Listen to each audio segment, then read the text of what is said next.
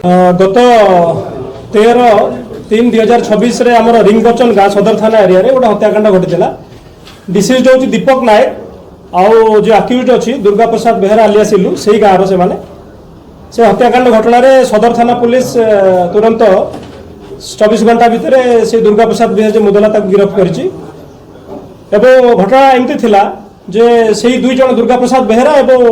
दीपक नायक दुई जन काम करती आमर एफसीआई गोदाम रे खलासी काम करती से सन्ध्या टे मद कंज्यूम करते कलापर आउ मद गोटे पाउच बड़ी जाइला बड़ला दुई जन भितर झगड़ा होता झगड़ा है दीपक नायक कहला ना पीवानी ये कहला पीवा बोली तेणु से दुर्गा प्रसाद बेहरा जी दीपक नायक को आसल्ट करता से जगार एवं से बसिक मद पीला से गोटे गाँव आउटस्कर्ट रे गोटे जमी अच्छी से जमी दुई जन जाक मद पीते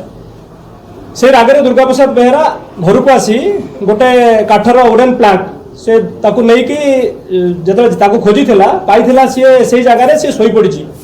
से दीपक नायक से जगार शोई पड़ता तापरे ताकू देखिकी रागरे से तार मुह और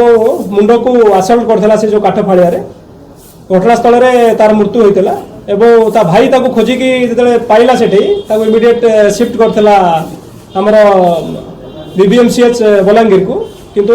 से तार मृत्यु हो जाता ये संक्रांत सदर थाना गोटे केस हो मुदला गिरफ्त होती आज कोर्ट चालान कर किसी होली दिन अलग तार मद पीक झगड़ा होता यही सहित तार किसी संपर्क नहीं मद पाउच पीउले मद पाउच पे नुह भितर पीला पर झगड़ा होती से झगड़ा ये सडन प्रोवोकेशन में आसल्ट कर से मद बिकुची आम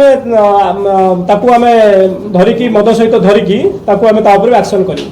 से होली दिन गंडगोल को लेकिन सन्देह रखीलु काली छाड़ दी आगुरी बाड़ेनी से दिन ही बाड़े से मद पीवा को लेकिन दिन बाड़े ये रागरे जाकि आसल्ट कला